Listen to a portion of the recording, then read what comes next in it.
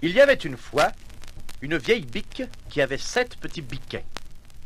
Elle les aimait beaucoup, comme une mère aime ses enfants. Un jour, elle voulut aller dans la forêt pour chercher des provisions. Alors, elle les appela tous autour d'elle et dit: Mes chers petits, je vais aller dans la forêt. Faites bien attention au loup. S'il entre, il vous dévorera tous. Avec la peau et les poils, le malfaisant se déguise souvent, mais vous le reconnaîtrez à sa grosse voix et à ses pattes noires. Les petits biquets répondirent: Chère maman, nous ferons très attention. Vous pouvez partir sans crainte. Et en faisant, Mais...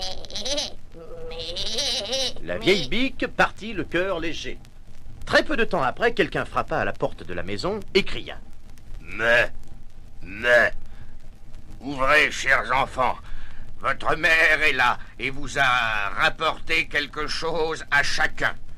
Mais les petits biquets reconnurent à sa grosse voix râpeuse que c'était le loup.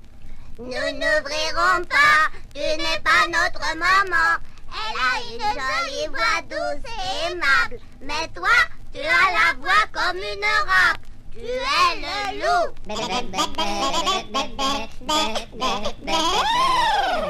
Alors le loup s'en alla chez un marchand de couleurs et s'acheta un gros morceau de craie. Il le mangea et ça lui donna la voix douce. Puis il revint frapper à la porte de la maison et cria: Mais... Ouvrez, chers petits enfants. Votre mère est là et vous a rapporté quelque chose à chacun. Mais le loup avait posé sa patte noire sur la fenêtre. Les enfants la virent et crièrent: Nous n'ouvrirons pas. Notre maman n'a pas des pieds noirs comme ça. Tu es le loup. Alors le loup courut chez un boulanger et lui dit: Je me suis donné un coup sur le pied. Étale-moi de la pâte dessus. Et quand le boulanger lui eut recouvert la pâte de pâte, il courut chez le meunier et lui dit: Mets-moi de la farine blanche sur ma pâte. Le meunier pensa, Le loup est en train de préparer une entourloupette à quelqu'un. et il refusa. Mais le loup lui dit: Si tu ne le fais pas, je vais te manger. Alors le meunier eut peur et il lui blanchit les pattes. Alors, pour la 3e fois, le malfaisant revint à la porte de la maison, frappa et dit: Mais... Ouvrez, mes enfants. Votre chère maman est revenue et elle vous a rapporté à chacun quelque chose de la forêt. Montre d'abord ta patte pour nous prouver que tu es bien notre chère petite maman. Alors il mit sa patte à la fenêtre, et quand ils virent qu'elle était blanche, ils crurent que ce qu'il disait était vrai et ouvrirent la porte. Mais que virent-ils entrer? C'était le loup.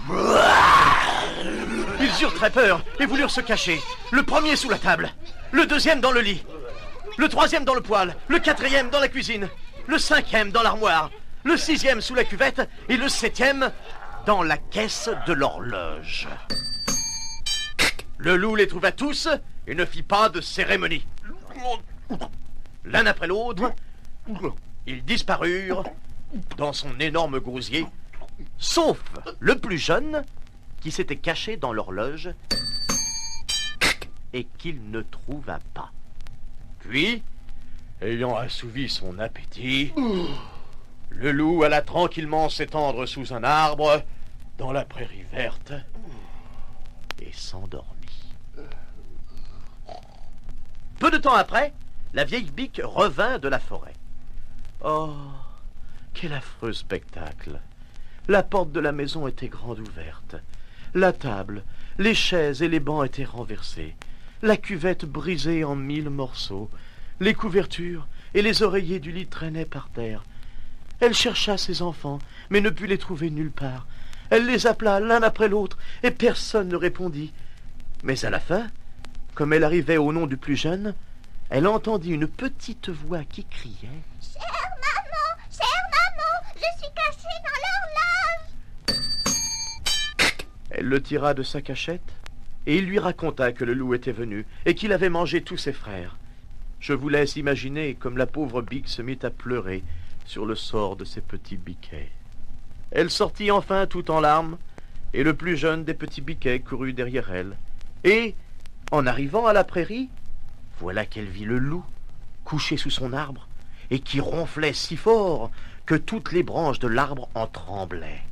Elle le regarda sur toutes les coutures, et s'aperçut que dans son gros ventre bien rempli, quelque chose remuait et sautait. Mon Dieu, est-il possible que mes pauvres enfants, dont il a fait son dîner, soient encore en vie? Alors elle dit au plus jeune des petits biquets de courir à la maison et de rapporter des ciseaux, une aiguille et du fil. Oui, maman. Elle fendit l'énorme panse du monstre, et à peine avait-elle fait une petite ouverture qu'un des petits biquets passa la tête, et à mesure qu'elle coupait le gros ventre, tous les 6 sautèrent l'un après l'autre et se retrouvèrent bien vivants. Pas un seul n'avait de mal, car le gros affreux les avait tous avalés d'un seul coup. Quelle joie! Quelle joie! Ils embrassèrent tous leur chère maman et se mirent à sauter comme un tailleur qui fête ses noces.